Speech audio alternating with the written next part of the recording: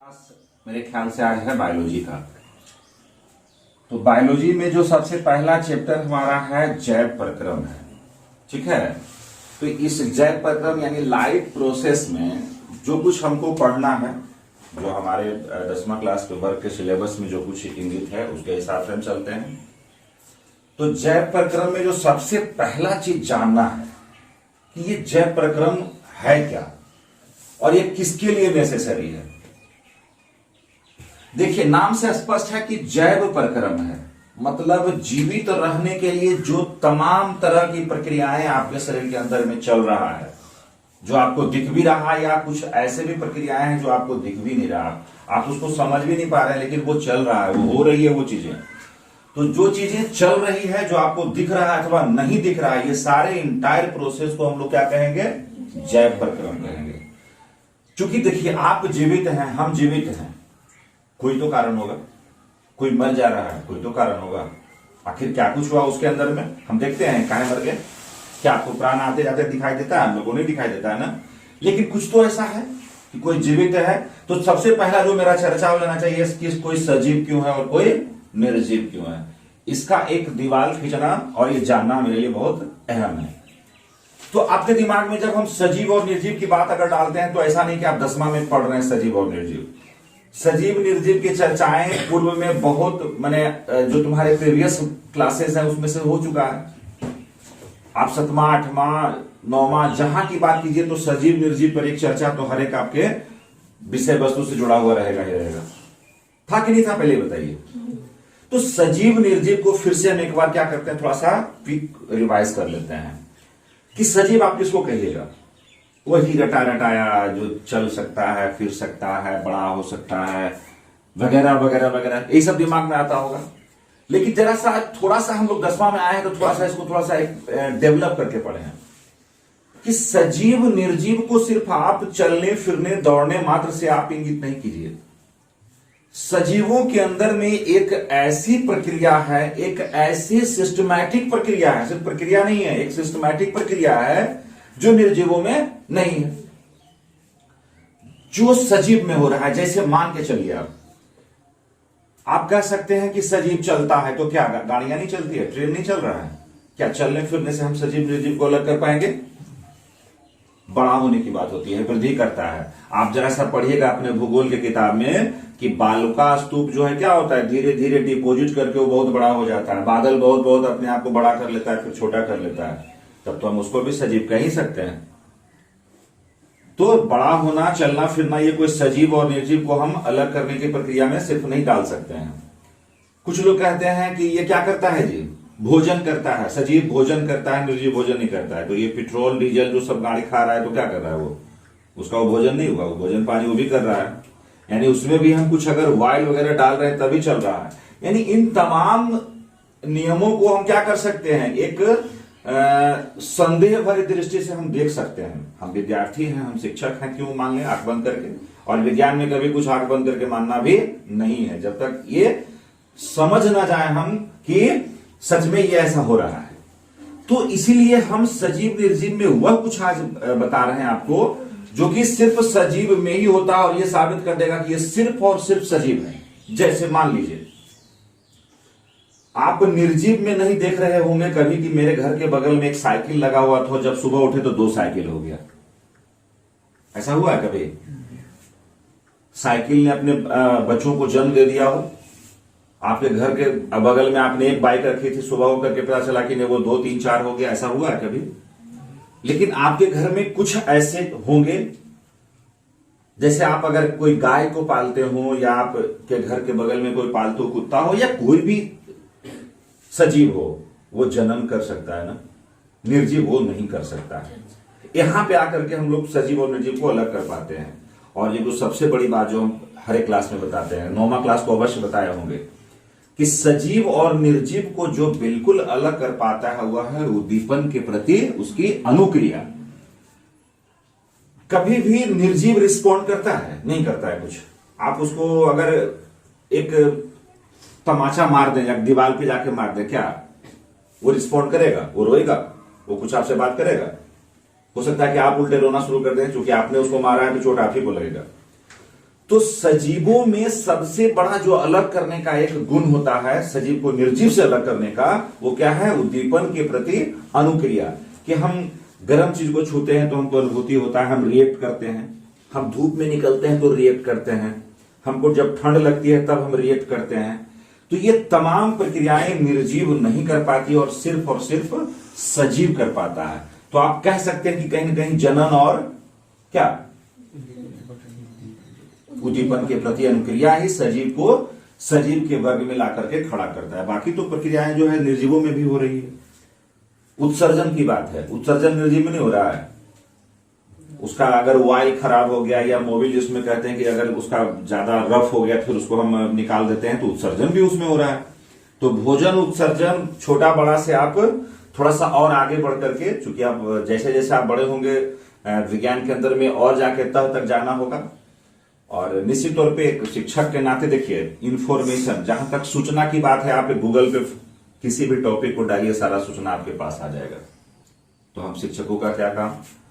तो कहीं न कहीं शिक्षकों की एक भूमिका है कि सूचना तो कहीं से भी मिल जाएगा, बहुत सारे बुक अवेलेबल हैं, बहुत सारे सोर्सेस हमारे पास हैं, लेकिन हम आपके ब्रेन में उसको डाल सकें, आपको समझने के लायक बना दें। एक शिक्षक के होने के नाते बस मेरा इतना कर्तव्य तो जरूर बनता है। मेरा क्या, सभी शिक्षकों का बनता है ये कर्तव्य कि वो आपके दिमाग में उन बातों को क्या करे, वो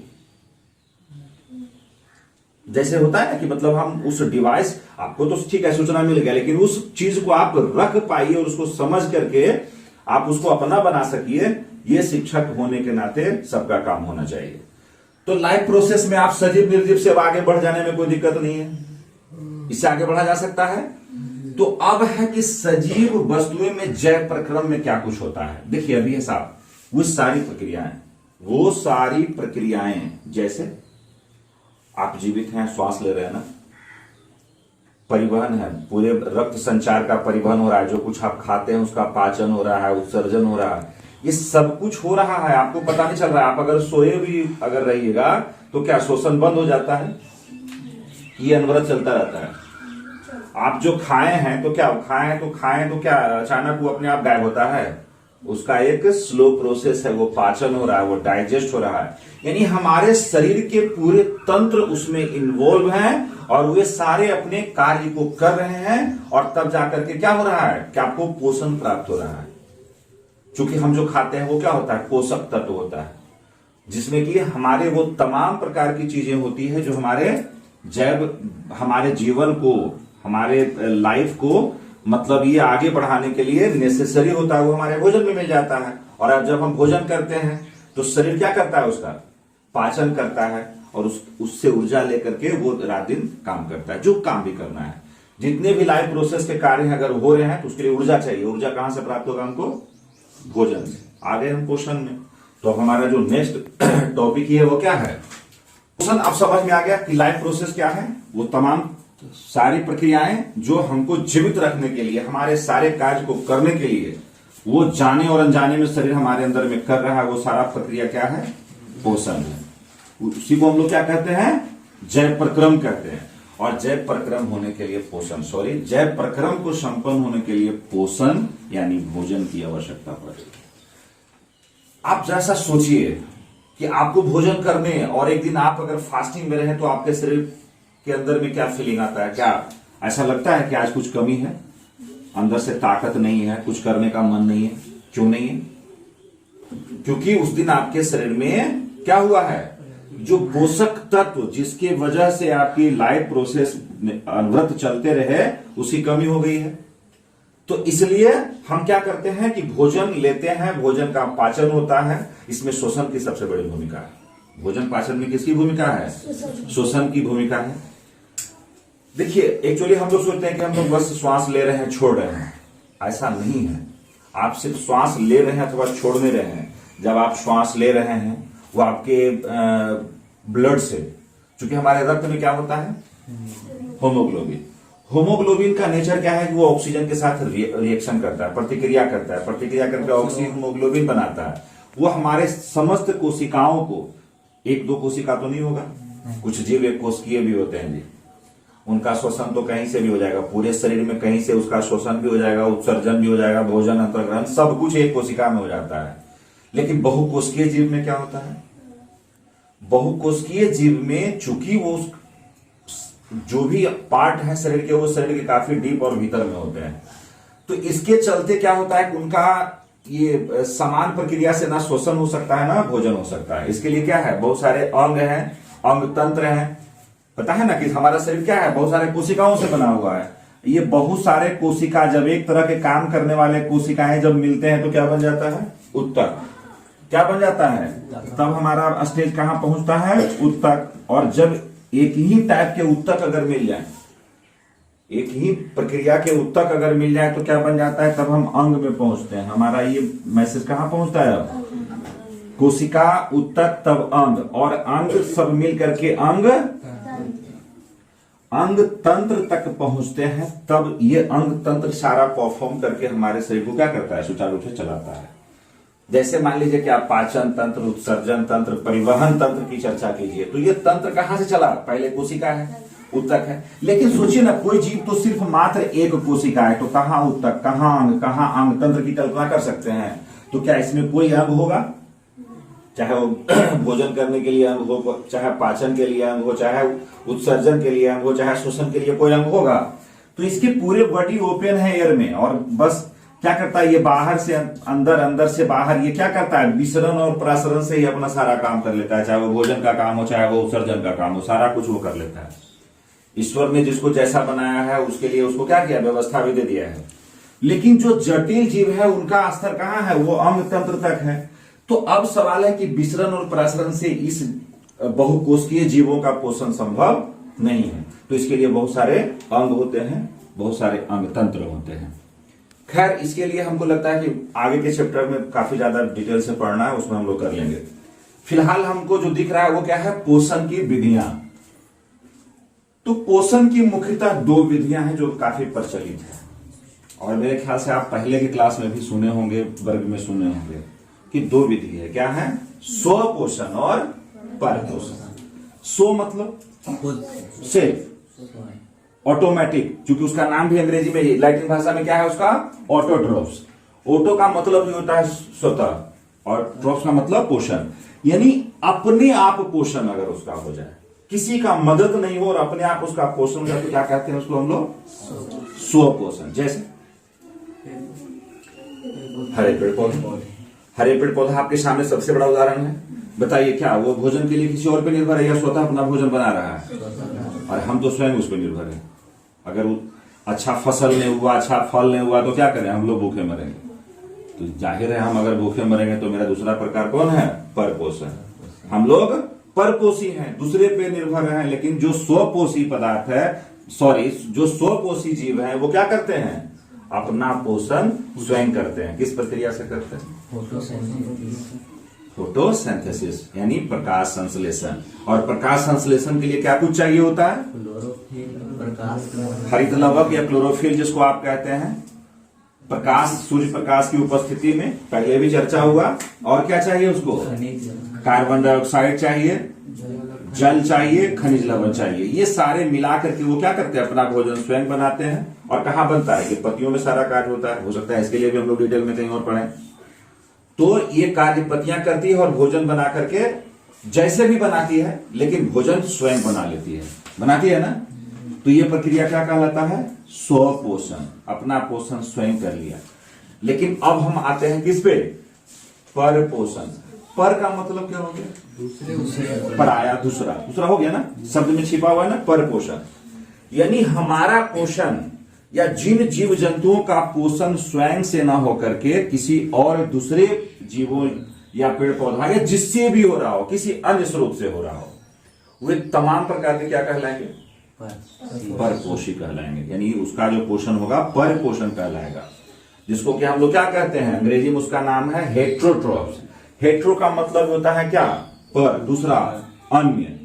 तो उनका अगर पोषण किसी दूसरे जीव, दूसरे किसी भी स्रोत से हो रहा हो, तो उसको हम लोग क्या कहते हैं, परपोषण। स्वपोषण है तो बात खत्म हो गया, स्वपोषण में कोई प्रकार नहीं। लेकिन परपोषण के बहुत सारे विधियां हैं, उस पर हम लोग थोड़ा सा क्या करते हैं, चर्चा कर लेते हैं। क्योंकि एक क्लास बहुत ज्यादा लंबा नहीं हो जाए, कोई देख ना पाए, इसलिए थोड़ा सा छोटा रखना लाचारी है। तो जो परपोषण की अन्य विधियां हैं उसमें से सबसे पहला है मृत जीवी पोषण। मृत जीवी पोषण, देखिए इस पोषण के बारे में जरा सा सुनिए। बहुत सारे ऐसे जीव जंतु हैं जो आप कुछ को जानते भी हैं और कुछ को नहीं जानते हैं। उनका पोषण कैसे हो रहा है? मरे सड़े गले जीवों को क्या करता है? वो खा पी करके अपना पोषण कर रहा है। तो उसको उसका जीवन कैसे हुआ? मृत चीजों को खाने पीने से। और ये हमारे लिए मामूली काम का चीज नहीं है। हम कई बार कह चुके हैं कि हम जो तमाम प्रकार की गंदगियां फैला के आ जाते हैं, ठीक है, कोई जीव जंतु जहां तहां मर जाता है, अगर वो वैसे का वैसे पड़ा रह जाए, सोचिए आज क्या दुनिया आपको रहने लायक दिखता? आप इसमें रह पाते? तो अगर वो ये सूक्ष्म जीव अगर उसको डिकम्पोज करके वो सड़ गल गया, उसको क्या करते हैं? उसका भोजन करके उसको किसी अन्य चीज में कन्वर्ट करके स्वयं मिट्टी में मिला देते हैं। और ये मिट्टी में मिल जाता है, कल होकर के पता चला कि वहां तो हम गंदगी करके आए थे, लेकिन वो 2-4 दिन के बाद में किस में बदल गया? मिट्टी में बदल गया। तो ये कार्य कोई कर रहा है, अपने आप नहीं हो रहा है, ये शो नहीं हो रहा है, ये ऑटो नहीं है, यहाँ पर कोई ना कोई लगा हुआ है जो कि उसको क्या किया? उसको डिकम्पोज कर दिया, अपघटित करके उसको मिट्टी में कन्वर्ट कर दिया। और ये सब ये जो पोषण का प्रकार है क्या है? मृत जीवी पोषण है। काम का है ना? हमारे पूरे पर्यावरण के लिए कितना काम का है? तो सूक्ष्म जीव ऐसे नहीं है कि सिर्फ हमारे दुश्मन है, ऐसे सूक्ष्म जीव क्या कहलाएंगे? पूरे मानवता, पूरे पर्यावरण के लिए क्या है? सबसे बड़े मित्र हैं हमारे। कि वो सड़े गले चीजों को क्या करते हैं? खा करके अपना पोषण करते हैं और हमको दुर्गंध मुक्त और माने हमारे पर्यावरण को शुद्ध कर देते हैं। आगे बढ़े। नेक्स्ट जो हमारा पोषण का प्रकार है वो क्या है? परिजीवी पोषण। ये भी जरा सा समझने वाले। परिजीवी, परपोषण तो है लेकिन यहां पर क्या है कि परिजीवी मतलब हम किसी दूसरे जीव पर निर्भर हैं पूरी तरह से। और ये भी आपको मालूम है, ये प्रकार से भी आप अनभिज्ञ नहीं है। आपके पेट के अंदर में बहुत सारे प्राणी, आपको लगा कि हम अकेले प्राणी हैं जो घर में हैं, हम सिंगल हैं, पर्सन है, ऐसा नहीं है। आप सिंगल पर्सन हो सकते हैं लेकिन आपके स्टोमैक में या शरीर के अंदर में बहुत सारे जीव जंतु का पालन पोषण हो रहा है, ठीक है। कुछ आपको नुकसान भी पहुंचा रहे हैं, कुछ आपको नुकसान नहीं भी पहुंचाते हैं। किन्हीं का होना अनिवार्य है, किसी का होना, अभी अगर वो कोरोना अंदर में मिल जाए तो समझ जाइए क्या उसका करेगा, ठीक है, ईश्वर ना करे। लेकिन हमारे अंदर में बहुत सारे सूक्ष्म जीव पाए जा रहे हैं जो कि उनका पोषण कैसे हो रहा है जी? उनका पोषण कैसे हो रहा है? जैसे अगर मेरे अंदर में है, देख तो किसी पता चलता है किसी के पेट में जोंक है, जो पेचिस होता है, चाहे तुम्हारा जो और भी बहुत प्रकार का ये फैलेरिया मलेरिया टाइप का इस सब का जो जीव हमारे शरीर के अंदर में कहीं कहीं पनप रहा है अपना भोजन के लिए। देखिए वो जाता मेरे शरीर में अपना भोजन के लिए, लेकिन उस भोजन के दौरान में क्या करता है? वो हमारे घर में भोज करवा देता है ना। तो ये थोड़ा सा डेंजर है, लेकिन इसको हम कहेंगे ये पोषण का कौन सा प्रकार है? परिजीवी पोषण है। देखना कि कभी कभी क्या होता है कि इसमें दो जीव एक दूसरे को क्या करते हैं, बड़ा मित्रता के साथ रहते हैं। कभी कभी हमेशा नुकसान का भी विषय नहीं है, कभी कभी फायदा भी होता है। अभी देखिए एक जानवर के ऊपर में अगर कीड़ा मकोड़ा उसके शरीर पर है, उसको कष्ट पहुंचा रहा है, उसी पर आकर के कोई कौवा आके बैठा, उसको चुन चुन करके खा गया, पोषण तो हो रहा है उसके शरीर से ना, लेकिन क्या किया? एक दूसरे को मदद भी पहुंचा दिया ना, एक को आश्रय मिल गया, एक को भोजन मिल गया। तो इसमें क्या है कि दो चीज है परिजीवी पोषण में। इसमें कभी कभी क्या होता है, नुकसान भी होता है दूसरे जीव को, और कभी कभी वो दूसरे जीव क्या करता है, उससे फायदा भी उठा लेता है। तो इसमें दो प्रकार का मैटर है। तीसरा है प्राणी संपोषण। देखिए अब हर एक जीव क्या होता है कि अपने अपने तरीके से भोजन अंतर्ग्रहण करता है। आपको लगता है कि दुनिया का सारा जीव एक जैसा भोजन कर रहा होगा? नहीं ना, सबको भोजन करने का तरीका अलग अलग है। मनुष्य अपने ढंग से कर रहा है, दूसरे जीव अपने ढंग से कर रहे हैं। तो अपने अलग अलग ढंग से भोजन अंतर्ग्रहण करने की जो ये प्रक्रिया है उसको क्या कहते हैं हम लोग? प्राणी संपोषण करते हैं। इसमें मनुष्य सबसे बड़ा उदाहरण है, ठीक है। तो इसको हम क्या कहते हैं? प्राणी संपोषण। तो ये पर पोषण की 3 विधियां थी। कौन कौन? फिर से एक बार जरा साफ देख लीजिए उसको।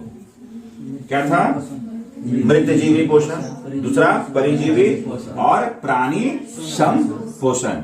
ये 3 विधियां के उपरांत हम लोग जो अगले सेगमेंट में पहुंचेंगे वो पौधों में कैसे पोषण होता है। तो मेरे ख्याल से ज्यादा लंबा ना हो जाए क्लास, आप छोटे छोटे टुकड़े में थोड़ा सा इन चीजों को बार बार देखिए, समझिए। कोई समस्या आती है तो फिर हमसे संपर्क कीजिए। फिलहाल आज के लिए इतना ही, धन्यवाद।